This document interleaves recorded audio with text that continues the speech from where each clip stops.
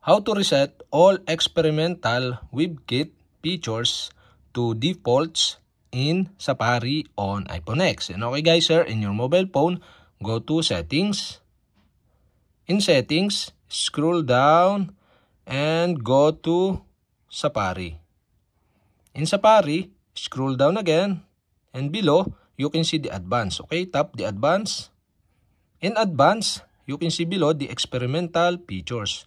So you can tap this, and to reset all experimental WebKit features into defaults, okay, you'll have to do is scroll down, and below you can see this reset all to defaults button. So you can tap this to reset all of this into defaults. And that's it. Okay, we have successfully reset all experimental WebKit features to default in Safari on iPhone X.